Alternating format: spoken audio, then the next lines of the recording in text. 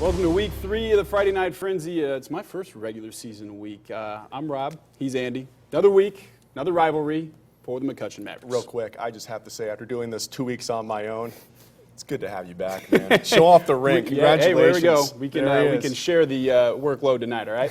Sounds good. Last Friday, the Mavs squeaked out a double overtime win against West Lafayette. This evening, Coach Ken Frauheiger and company welcoming undefeated Lafayette Jeff to Ellison Stadium. McCutcheon trying to improve to 2-1 on the young season. They get off to a terrific start and don't look back. First possession, Peyton Williams going up top for Gavin Dunbar. Dunbar done it again. A 30-yard pitch and catch for the TD. McCutcheon strikes first, 7-0. Ensuing Jeff possession, Matt Wilkerson is picked off by Adam Jeffries. The Mavs cashing in off the INT. Williams finding Isaac Angstadt, book number 6 for 6 points. McCutcheon would lead 21-3 at the break. Same story, different half. Third quarter action, Darren Lathrop on the carry, and the junior keeps the legs moving forward. The touchdown, the Mavs running away with this one, 28-3 the score. Next Broncos drive, things go from bad to worse. Another turnover, one of 4 on the night for Jeff. McCutcheon recovers. Coach Ken Frauheiger, he's jacked up. The Mavericks stampeding down the field. Williams to Dunbar once again. So close to pay dirt as Dunbar stumbles out of bounds, but A.J. Andrews finishing things off. McCutcheon routs Jeff 45-3 the final. Coach Frauheiger will join us in the Coach's Corner. More NCC action at Harrison. Terry Peoples and company 0-2 to start the season, looking for a win at home over Logansport. Jonathan LaGuire doing his part. Makes the catch in the flat, dishes out some punishment on the defender in the process. Moments later, Jackson Vanderwalen fakes the handoff, and he takes off, weaving through the Berry defense. Barely even touch. Raiders take an early 7-0 lead. Not sure what was more impressive in this one, the Harrison offense or the defense. Butch Knox busting through the line to sack Ryan Bullard. Nothing Bullard can do about that one. A couple Raider possessions later, Dawson Danke on the carry. He cuts it outside. Check out the key block from Joseph Frazier. Great play to spring Danke down the sideline for the score. The Raiders shut the Berries out for win number 1, 39-0. Well, at Westside, Red Devil assistant coach John Speaker, hat connoisseur. RDP hosting Western. Mikey Kidwell just making it up as he goes. Pump fake, juke, another juke. Most of the Panther defense had a shot at Kidwell on the play, and he's finally taken down well inside the red zone. A few plays later, Kidwell hands it off to Sage Hood. Good push from the O-line. Red Devils take a 13-7 lead. Western on offense now. Tyler Nepley throws it outside, and Luke Staten says, "Thank you very much. What a catch." Dragged down a couple yards short of the goal line. That one deserves another look. Put him on the hands team, Andy. That's a nice play. Better not give the Red Devils extra looks inside the red zone. Hood gets the handoff again, and he's not even touched. 3 touchdowns for him in this one. Red Devils take a 20-7 lead midway through the second quarter, but they're not done. Barely 3 minutes later, Matt Marley down the sideline, dives through the pylon. Marley thinks he's in. Delayed call, but yep, it's a touchdown. Red Devils crush Western 62-7. Meanwhile, at LaRocca Field, Kevin O'Shea and Central Catholic hosting Tipton. Early in the first, Dimitri George gets some. That's some next-level stuff right there. The Blue Devils would settle for 3. So ensuing CC possession, Avery Denhart airing it out to Ben Tharp, and Benny Ballgame hauling it in. The Knights are in the red zone. Same drive, Denhart connecting to the other Ben. That's Ben Metzinger for the touchdown. Central Catholic jumps ahead 7-3.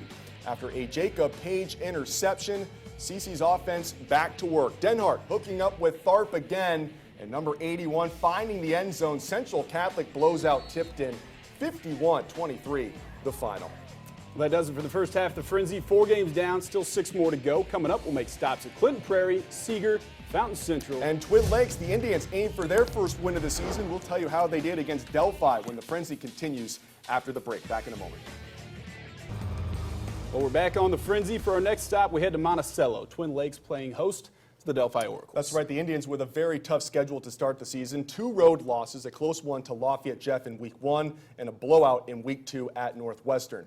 Twin Lakes coming out of the half with a 23-point lead over the Oracles. Delphi not giving up. This pass play for 10 yards and keep the chains moving. It's a first down. So the next play coming up, there is some confusion in the backfield. Twin Lakes picks up the ball amidst some yellow flags. They will decline the penalty and take the touchdown. So 6 points for them, no surprise there. Twin Lakes with the ball now. The Indians picking up a quick 20-yard run and another first down. And we stay on this same drive. The Tribe using a little misdirection in the red zone. Bryce Bennington gets the handoff and runs in the opposite direction for another Twin Lakes first down. The Indians clobber the Oracles by a score of 57-7. All right, to Clinton County we go. The Clinton Prairie Gophers hosting the Clinton Central Bulldogs, picking this one up late in the first. Keenan Orr with the quarterback keeper for Clinton Central. Orr showing off some fancy footwork, riding off a huge chunk of yards for the Bulldogs right at the end of the quarter. Opposite side of the field now, handoff goes to the senior Reed Kripe, running it in up the gut for 6. Prairie, though, responding. A handoff to Sam Schoonveld, getting through the Bulldog defense, burrowing inside the red zone. Now the direct snap to Schoonveld, and he's going to push his way into the end zone, putting the Gophers on the board. The effort, though, not quite enough. Schoonveld can't do it all by himself. Clinton Central takes this one 49-34. Over in Crawfordsville, the Southmont Mounties hosting the North Montgomery Chargers. Quarterback Colin Neck finding Dalton Surface, reels it in and takes it down the sideline, losing a defender and setting North Montgomery up in very good field position. Same drive, Neck lobbing it again to Surface, who pulls it in, this time for the Chargers touchdown. North Montgomery extending the lead 24-0. Mounties QB Hunter Chadwick under center. He hands it off to Kyle Noonmaker. Noonmaker making something happen. He finds daylight, shakes one defender, and no one is going to stop him. That's a touchdown for Southmont. A few drives later, Chargers up by 4, looking to extend the lead before the half. Neck under pressure. He throws it away, but right into the hands of defensive lineman for the interception. Southmont goes on to beat North Montgomery in a shootout, 41-31, the final score. All right, over to Seeger, where the Patriots hosting the Attica Red Ramblers on the kickoff. Seeger's Harley Steele reverses the return to Bennett Sprague, and he's off to the races. Seeger threatening again with a 7-6 lead already. Now this would set up this play. Patriot QB Grayson Green scrambles, hits Alexander McMahon, who bulls his way into the end zone to make it 14-6 Patriots at that point. But Attica would answer in a hurry. Rambler quarterback Logan Harmison keeps it, knifes his way to daylight for the score. Attica would go for 2 and convert to make it 14-all. Attica keeping the momentum going. Harmison gets it in the air, finds Chase Little for a nice little touchdown, and the Red Ramblers, big win over the Patriots, 62-28. That's a deflating loss for the Patriots. To Petersburg we go, where the Fountain Central Mustangs were up 62-0 over Turkey Run at the half. In the second half, Caleb Palicki takes the handoff and rattles off a first down run as the Mustangs keep the foot on the gas pedal. That drive would lead to this. Quarterback Nathan Butts bounces outside, and no one touches Butts. And I'm not even going to say this next line. That's a touchdown for Butts. Sorry, Paul. It makes it 69-0. Turkey Run did not back down, however. Warrior QB Jake Gwynn would find Brady Mitchell for a big first down to move Turkey Run into the red zone. And that play was so nice, they did it twice. Gwynn again connects with Mitchell, and this time it ends up, well, the shutout, but that was all Turkey Run would get. Fountain Central covers the spread, winning 76-7. Pretty big spread if they're covering. Frontier hosting the Taylor Titans on the other side of White County tonight. Falcons getting it started with a pick deep in their own territory. Vince Price runs it back 20 yards before he's brought down on the sideline. Now the Falcons making a charge downfield. Daniel McCracken leaves the earth. That's a fancy way of saying he jumped up. Pulls it down for a Falcon first down in Titan territory. Colt McCracken this time with the keeper. Buzzer goes off mid-play. He finds the sideline, turns upfield to grab the first points of the game. In the second quarter, Titans are at 3rd and 1, and they punch a sneak in up the middle for 6, but they missed their PAT. It was a close one. Frontier edges out the Titans at home, winning 14-12. Well, that does it for Week 3 of the Friday Night Frenzy. Coming up, McCutcheon head coach Ken Frauheiger will join us in the Coach's Corner. Impressive showing from the Mavs tonight. We'll break down the team's win over Lafayette Jeff after the break. Back in a moment.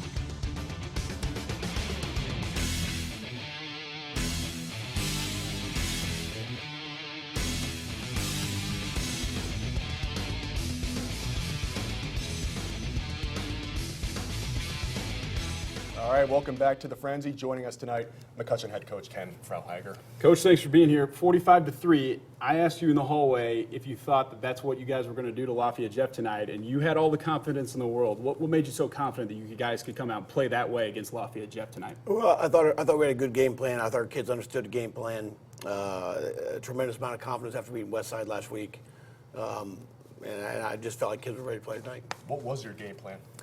Well, if you watch the first two games, people were 8, 9, 10 guys in the box. And tonight we said, we're going to have to throw it to keep people out of the box. And we threw, I think, 35 times tonight, which is a lot for us, and very successfully. You guys have looked really strong 2 weeks in a row now. Obviously, you beat a really good West Lafayette team. And then you do that to Lafayette Jeff, who's ranked in Class 5A tonight. Week 1, you guys had a really tough opponent and a tough loss. You're in here we're talking to you about a big win tonight, but obviously that kind of spurred on probably your guys bounce back the next 2 weeks. Oh, no question. We want to play good football. We want to play good football teams, and LC was that. Yeah. They shut us out, beat us 35-0, and our kids got back on the bus and said, hey, we've got some work to do. We're not where we need to be. So last 2 weeks have been very, very good for us. You mentioned throwing the ball 35 times tonight. I want to ask you about Peyton Williams. How has Kelly Cochran, as the quarterback's coach, helped him grow as a player? Oh, it's been phenomenal. Peyton trusts Kelly. Kelly trusts Peyton. And they're just scratching the surface. We're not anywhere we need to be. So, but they're gonna continue to get better. We talked about this too. It's funny when we look at the stat sheet of some of these other teams, you see the names repeatedly coming up. And for your team, it seems to be a new guy every week, different players making plays, both sides of the ball.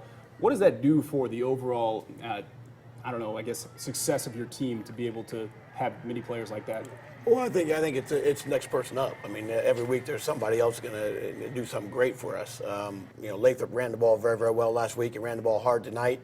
AJ got his first 2 touchdowns tonight. AJ Andrews, our sophomore, had a pick second series of the game. So.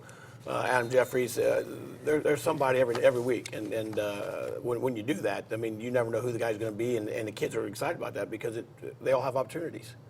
Cool. Well, you got Kokomo next week, NCC. Mm-hmm. We appreciate you coming in tonight, and obviously best of luck in that game next week. Thank you. A good team and a good student section. Yeah, right? Yeah. Awesome. Make sure to check out our website, WLFI.com, and click on the sports tab for all highlights from tonight's games. Have a great night. We'll see you next week.